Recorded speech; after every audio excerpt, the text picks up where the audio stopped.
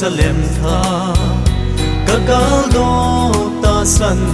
midin ta sa ten thandam pu ava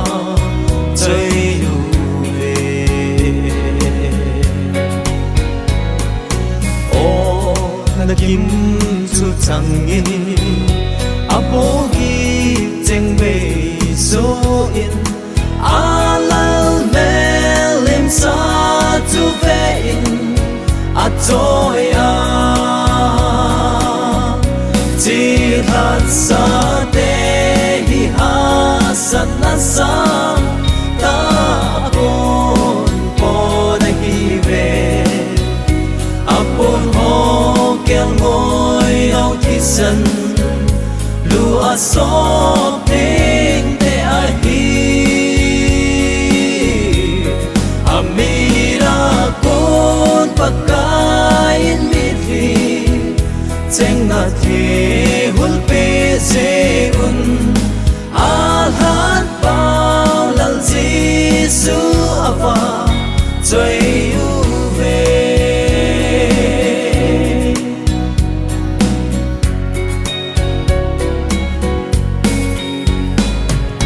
ji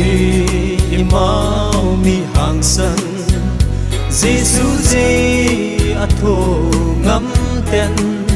a hin nào cheng sang in leng Chris ta a len ling lo in lal jisu ngày lu thu chu phong zal ling ha sát na no ya tho ha tai in ava va ti hat sa te hi ha sat na sa ta kon po na hi ve apon ho kel ngoi au thi san lu a so te ne a hi amira kon pakain li thi cheng na the hul pe se un al han pao lal jisu ava choi yu ve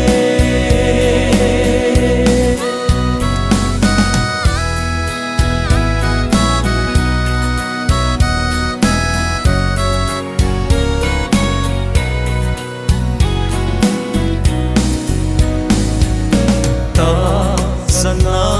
zo sa ten ton son le in no ma kun a lo pi nào lal lu khu chu anga u ve se sun vai a hom na ni lo pi hung hun ni le